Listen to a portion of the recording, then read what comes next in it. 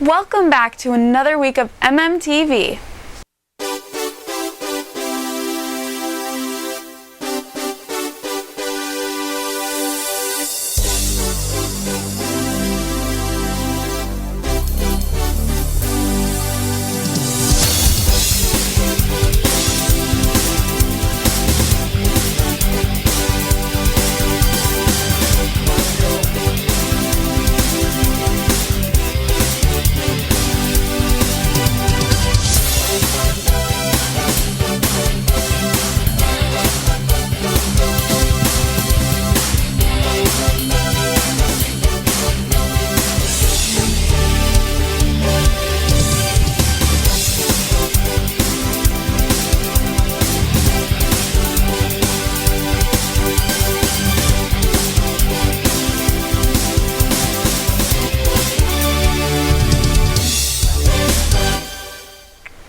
Happy Sunday, everyone. It's Samantha, your host, and I am super stoked to be here today sharing this week's segments with you.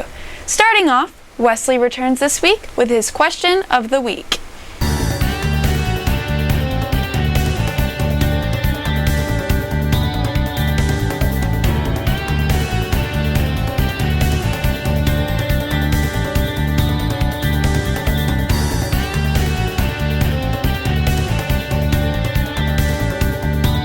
Quinn, if you could have a superpower, what would it be? Flight. No, it's okay. How come? Because I can go anywhere. True. That's fun. Thank you, Quinn. Yeah. Alright, Theo, if you could have one superpower, what would it be? I think, and this is kind of a lame one, but I'd like to be able to teleport because it'd be sweet. Just like in the middle of the night, I could before I go to bed, I could just go to Tokyo or something, or I could go somewhere like anytime. I could just go to Greece and watch the sunrise or something. I think that'd be pretty sweet. I think it'd open a lot of doors for me. Yeah, that would be pretty cool. Have to spend money on gas. Yeah, for sure. Thank you, Theo. Monty, if you could have any superpower, what would it be? The superpower I would pick would definitely be super strength, How come? because I like being strong. Let's go. Arthur, if you could have any superpower, what would it be? If I could have any superpower, I would definitely want to be able to fly. How come? Because, it's easier to travel that way, and it saves a lot of money, because if you have a car, you have to spend gas, you have insurance, but if you can fly, you can save a lot of money. Very true. Thank you, Arthur. No problem. Alright, Caden, if you could choose any superpower, what would it be? I would choose to be able to implant memories into other people's heads. How come?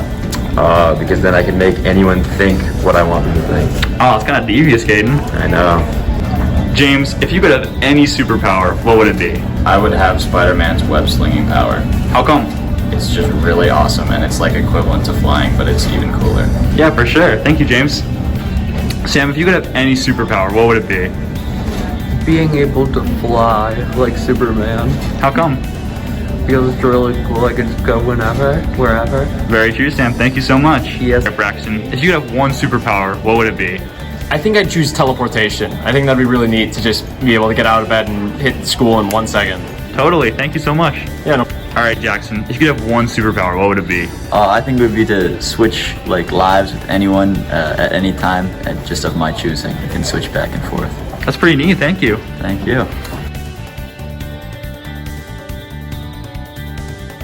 Cool question, Wesley. I think invisibility would be a fun superpower. By the way, the homecoming has officially been announced. It will take place Saturday, October 16th, with a masquerade theme in support of the senior class.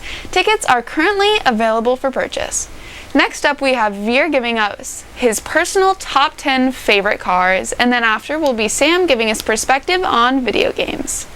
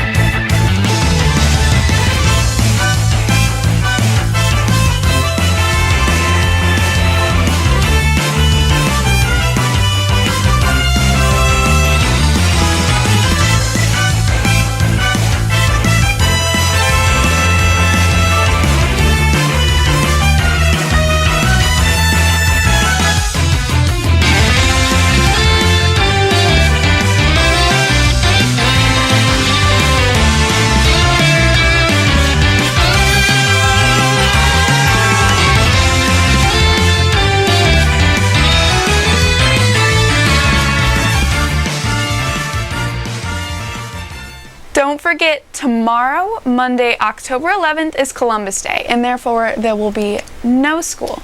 Coming up next, we have our beloved segment, Adventures with the Little Guy, with Clementine and Quimby.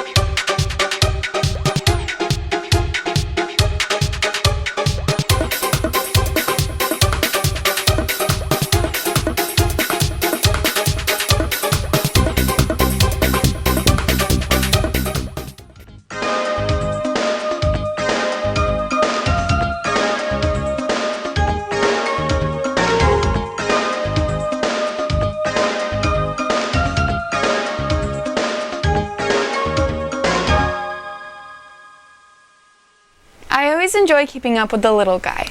This past Tuesday and Thursday, we had our rock, paper, scissors competition. Sophomore Dakota LaPera was declared winner, thanks to everyone who showed up in support of your class. Next up, Ty is sharing this week's student profile, and after, we have Christopher updating us with our art room. Hey, so you're Jax, right? Yeah, nice to meet you. Yeah, nice to meet you. Yeah. So I'll be doing this interview if that's okay with you. Yeah. All right, so first question. If you could have one superpower, what would it be and why? I would say probably flashes, cause like super speed's really lit. You can like run anywhere you want at like really fast speeds. So if I wanted to go home right now, I could just go home and then be back here in like literally a second. That's fair. Who is your idol and why? Gordon Ramsay. I would say he's my idol because he tells it how it is. Like he's not afraid to tell you like the truth, and he'll be mean about it too. So like if like your cooking's bad, he's not gonna be like, it's okay. He's gonna like tell you it's really bad and throw it in your face. Ain't that the truth? I can respect. If you had 3 wishes but couldn't wish for more wishes, what would those 3 wishes be? I would say a lot of money, cause I can be like stacked for life. Like I can be set. I would say probably immortality, so like I can't get sick. Like I would want to die at some point, but like I can't get sick, or like no one else like that I was close with could get sick. And also just say for like evil to like probably be gone, cause like people get like hurt and stuff from that stuff. True. And I wouldn't want them to be affected. If you could know the truth about one thing and one thing only, what would it be and why? The truth, I would say. I probably want to know the truth. I'd just say probably like family-wise, if there's like any secrets that are being kept in the family. Not that I think there is, just like if there is any, I probably want to be aware of that. Respectable. If you had to choose one place to live for the rest of your life, where would it be? I would say probably here, because like I'm starting to meet people, and I feel like it's a pretty nice place. There's like a lot of nature and stuff, and I'm starting to get to know people, and I feel like if I grow and stay here longer, I can get to know more people or get to know the people I know better. True. So, if you had to change your name, what would you change it to? Probably Jax, because it's not even my real name. I would say, yeah, probably Jax, because like just my nickname. Matthew. Matthew? Yeah. Alright, I mean, interesting, you know. Nah, but I'd say Jax, because it's like my nickname, but I would make it my real name. Nice. If you could meet one fictional character, who would you meet and what would you say or do? Probably, I don't know, I would say probably Batman, because it'd be cool as hell, just like expose the man.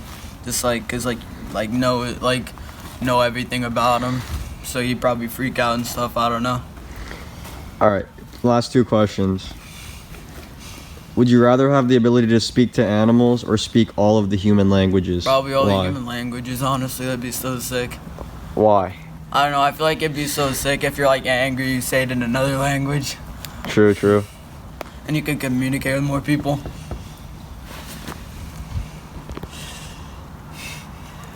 Alright, so last question. Yeah.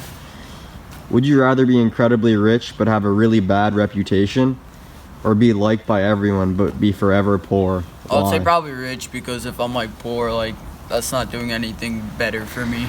I mean, I feel like if I have a good reputation, good, but I'm still like living out in the streets and stuff, or can barely buy like McDonald's, so I'd say probably rich and bad rep.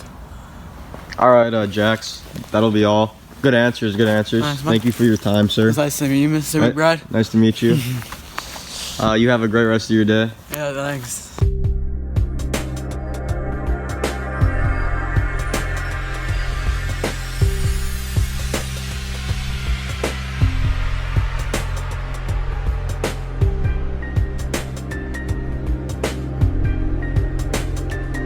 Decided to like do like a Halloween like kind of scene. So this is like supposed to be like a window, and this this part is supposed to be outside the window, so kind of in the distance. That's why it's a little rigged, because the panes are meant to distort it a bit. And then I decided to add these pumpkins into the spider webs just because I thought it would be like cool and original.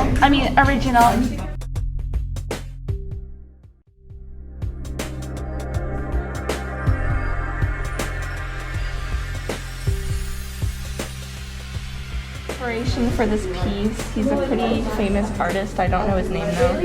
And in like Japan, I think. And I was really inspired because I really like this whole like thing morphing into this evil face. But I couldn't like copy it, you know. So I had to like do my own take on it. So it's kind of like going into her like zombie like Frankenstein self. You know what I mean?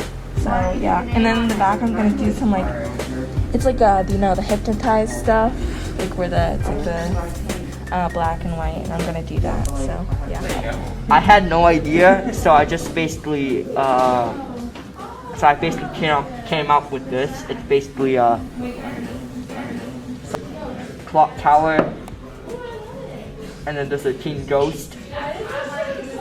The king is rising, and it's 12 a.m. To be honest, I just went through all around Halloween painting, you know, like a pumpkin patch. That's very fallish, you know, so people don't celebrate Halloween, you know, there's the pumpkin patch. And then, I don't know, I just I just got some inspiration from Google Images on the zombie, and then just drew my own ghost and cat and stuff. And yeah, I just wanted to make it all around Halloween theme, so.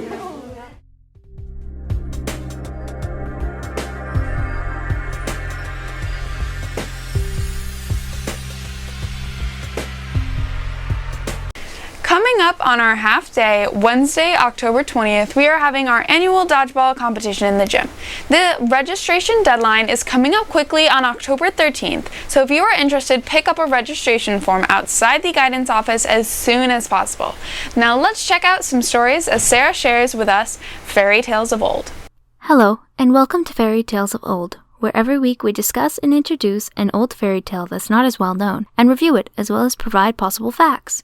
Last week, we reviewed the Serbian tale, The Lame Fox, the story of a boy on a journey to find his father's stolen grapevine, and on the way runs into a number of side missions. So, let's get into the story. This week, we'll be reviewing an Irish tale collected in the year 1834 by Thomas Crofton Croker, known by the title of Fjord Ushka. This story is the supposed origin for a real place known as the Lough of Cork. In the story, we're introduced with the idea of a kingdom, far beneath the surface of the Lough, where people often spend their time skating in the winter. Long before the water had taken place, there were said to be buildings and gardens, and the King of Cork ruled, and in his courtyard he held a very special secret well of spring water, so clean and so pure that it was considered to be the wonder of all the world. Of course, he was very happy to hold such a secret within his very own kingdom that he kept it hidden to anyone but his own daughter, that went by the name of Fjord Ushka for fear that it might run dry. He built very high walls to encase the well, and whenever he wanted any water for himself, he would send his daughter to fetch it for him. One night, the king held a grand ball for all the nobles, lords, and princes invited to attend. It was very loud and filled with music. No one was turned away from the front gates, and it was a very festive affair. At this party, there was one prince that fancied the king's daughter very much. He spent the whole night dancing with her until a great banquet was held for everyone to enjoy. In the midst of the banquet, one of the lords took it upon himself to mention to King Cork how he noticed that out of all the food and beverages they had supplied, there was no water. The king happily responded to this, saying he would fetch for it at once, and called his daughter to go and bring some for him, saying, "Water you shall have, my lord, and a kind so delicious I challenge all the world to equal it." The king's daughter, on the other hand, did not like to be treated in public as a servant, and the king, who loved his daughter very much, felt very sorry for having said this, and took care to mention that she should bring the prince along to accompany her, should she be afraid to go alone at night. The prince agreed and followed Fjord along the path to the well, and when she went to unlock the opening to the well, she lowered the pail to carry the water into the depths, and lost her balance, falling in. The prince tried to save her, but the water soon rose out of the well, happy to be free, and the prince ran back to the castle to warn King Cork. The door to the well, having been left open, allowed the water to spill out and into the courtyard. Soon the water covered the whole kingdom, filling the whole valley to create the lake known as the Lough of Cork. Though the king and his guests had not drowned, and neither had Fior. In fact, she would return to the banquet the very next night, and every night since the banquet has still been held and will be held until the pail that began the whole mishap is brought out of the well once again. I think, whether the legend is true or not, it's still a very enchanting tale to imagine, an underwater kingdom still alive and thriving to this day. If you'd like to read the full story, you could just look it up online and find it quite easily. I think it's very well written, and anyone who loves stories like this might enjoy reading it as well. I hope you enjoyed today's story, and I'll see you next time on Fairy Tales of Old. Did you know? Coming up next Tuesday and Thursday during Advisory, there will be voting for our Student Council. Continuing with current news, we have Julia with this week's current events, and following Caden with national sports news.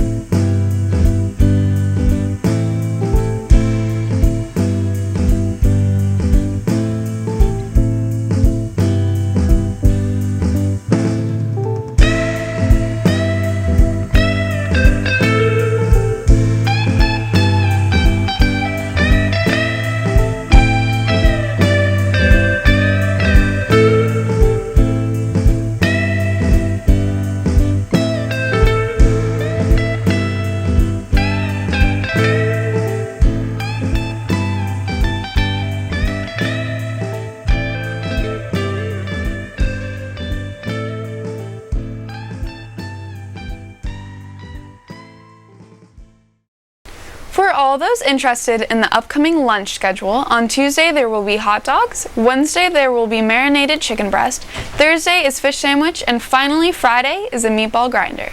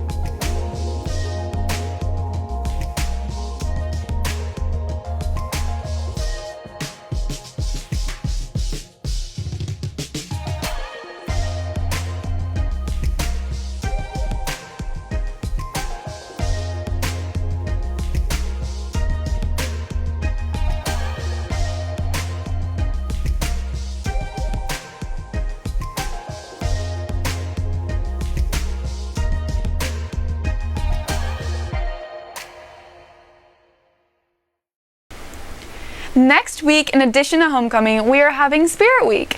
Starting off, Tuesday is beach day, Wednesday, we wear pink, Thursday, twin with a friend, and Friday is class colors. The freshmen will be blue, sophomores white, juniors maroon, and the seniors black. I cannot wait to see what creative outfits everyone comes up with. And last but never least, we have Mia and Dakota with TV show reviews.